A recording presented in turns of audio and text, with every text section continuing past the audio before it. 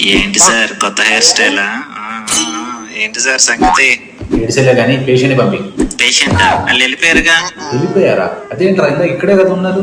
అది వాళ్ళు ఏదో డౌట్ అడగడానికి వచ్చారు సార్, చెప్పి పంపించేసాలండి. ఏం చెప్పి పంపించేసావు? ఏం డౌట్ అడిగారు? అంటే ఏం లేదు సార్, వాళ్ళ కాళ్ళకి షుగర్ వల్ల పుండు పడింది కదా, సో పచ్చాలు ఏమైనా చేయాలని అడిగారు. పప్పు అలాంటివి మాత్రం అస్సలు తినకూడదని చెప్పి పంపించేశారు సార్. పప్పు తినద్దని చెప్పావా? అంటే అది సాధారణంగా పప్పు తింటే చీవి పడుతుందంటారని. రే జోగి నిన్న అసలు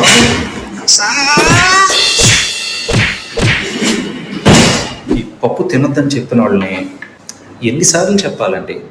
ఎన్నిసార్లు చెప్పాలి? పప్పు తింటే చీని పట్టదు ఎన్నిసార్లు చెప్పినా సరే మీరు వినరు. పప్పు తింటే ఏ చీని పట్టదు. మేము చదువుకున్న ఏ పుస్తకాల్లోనూ అలా రాసి లేదు. ఇన్ఫాక్ట్ పుండు మానడానికి పప్పు తినాలి. పప్పులో ప్రోటీన్ ఉంటుంది. ప్రోటీన్ తింటే అరిగిన తర్వాత బాడీలోకి అమైనో యాసిడ్స్ రిలీజ్ అవుతాయి. ఆ అమైనో యాసిడ్సే మన కణాలని మళ్ళీ తిరిగి పెంపొందించడానికి తోడ్పడతాయి. దయచేసి పప్పు తినండి. అర్థమైందా? అర్థం కాదు. నేను చెప్తే మీరు వినరుగా. మా సార్ చెప్పిస్తాను. సార్ మీరే చెప్పండి ప్లీజ్. ఆపరేషన్ తర్వాత పప్పు తింటాం మంచిది. యాక్చువల్ గా ఏ పుస్తకాల్లో కూడా పప్పు తింటే చీమ వస్తుందని లేదు. ఇప్పుడన్నా అంటారా?